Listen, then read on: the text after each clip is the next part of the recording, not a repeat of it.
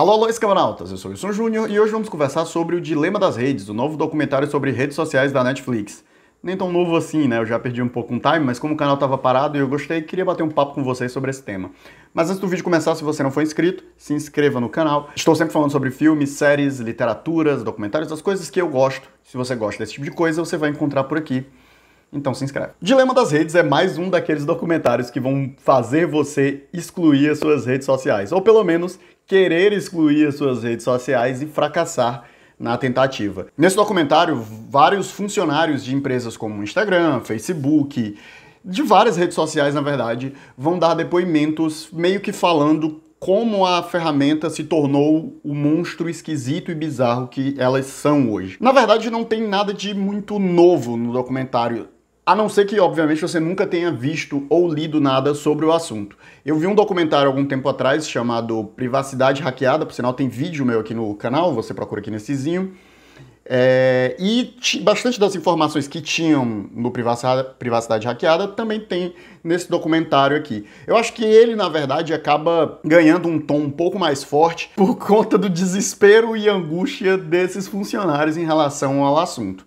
A verdade é que a temática central, né, esse tema, esse assunto, ele virou de fato uma angústia para as pessoas que de fato têm consciência dele, né? E qual é o grande problema? O grande problema é que nós viramos o produto das redes sociais, se você não sabia disso, né? Você usa o Facebook, o Instagram ou qualquer outra dessas redes de graça porque eles estão vendendo os seus dados. E esses dados eles conseguem das mais diversas formas, né? Pela velocidade que você passa o dedo na tela, onde você para e assiste, quais são as coisas que você comenta, quais são as coisas que você curte, quais são as coisas que você reage negativamente. E o grande problema disso tudo é que esses cálculos eles são feitos por inteligência artificial, né? São algoritmos programados para poder, né, pegar essas informações e perceber essas informações. E esses algoritmos, muitas vezes, eles não têm filtros sociopolíticos, né, e racionais que nós temos.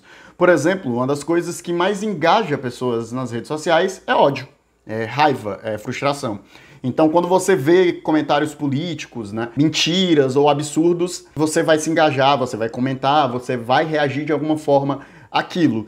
E eles acabam detectando que esse é o tipo de conteúdo que as pessoas querem ver. Por isso, fake news, né, mentiras, acabam sendo extremamente difundidas dentro dos espaços das redes sociais.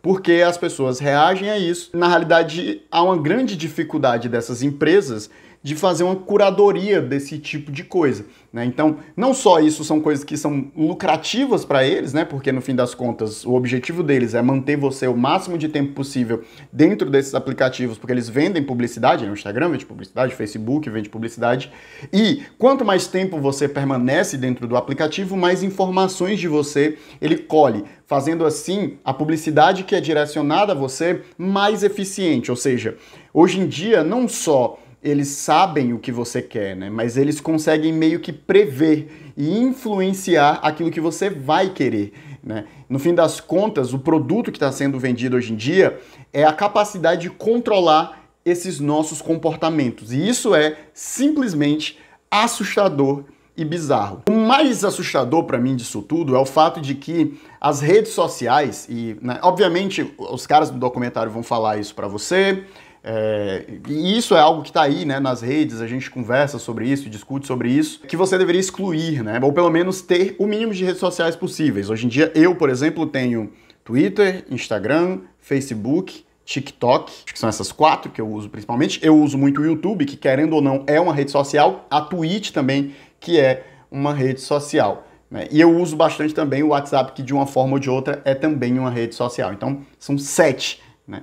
E o que é que eu quero dizer com isso? É que, tudo bem, dá pra você de fato excluir algumas delas. Pra mim talvez seja um pouco mais difícil, porque como eu sou um produtor de conteúdo e eu preciso ter uma presença online nessas redes para poder o meu conteúdo alcançar o máximo possível de pessoas, se torna mais difícil. Mas para pessoas que não trabalham especificamente com isso, isso deveria ser um processo um tanto mais fácil. A questão é que as nossas relações hoje em dia se dão basicamente por redes sociais. E eu nem falo por conta do contexto do Covid, né, que é esse contexto bizarro que a gente está vivendo de isolamento social. Mas mesmo no nosso dia a dia normal, de modo geral, a maior parte do tempo que a gente interage com nossos amigos, por mais que eventualmente você receba eles na sua casa num final de semana, numa coisa, é através das redes sociais, né? Eu, hoje em dia, conheço pessoas do Brasil inteiro, do mundo inteiro, por conta da literatura, por conta das coisas. Então, muitas dessas pessoas eu sequer me relacionaria com elas não fossem as redes sociais.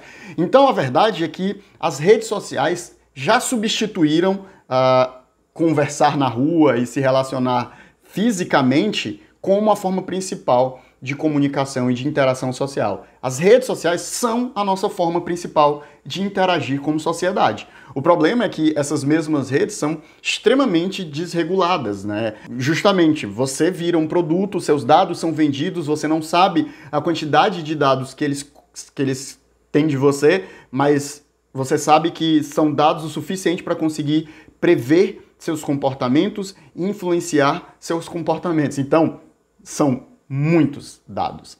Esse documentário em particular, ele tem toda uma narrativa de storytelling, né? Aquela coisa meio estilo aqueles programas policiais. Acaba, na realidade, pesando negativamente pro documentário. Deveria ser uma coisa positiva, mas ele acaba se tornando tão piegas, né? Eu acho que aquele esforço que existe hoje em dia pro storytelling, que é a palavra da moda, é tão grande que o documentário acaba ficando um pouco bobo. No fim das contas, é importante que essa discussão esteja sendo constantemente levantada, porque é um problema grave, né? E eles pontuam, por exemplo, que é a mesma coisa que aconteceu no Privacidade Hackeada, que é como, por exemplo, esse controle das redes está sendo usado para influenciar politicamente eleições, como, por exemplo, governos estão utilizando isso para incentivar a violência contra grupos minoritários. Existe um problema muito grave e um problema que pode causar, na realidade, um colapso social, né? A gente vê, por exemplo, que o nível de polarização e extremismo tem aumentado drasticamente nos últimos 4, 5 anos,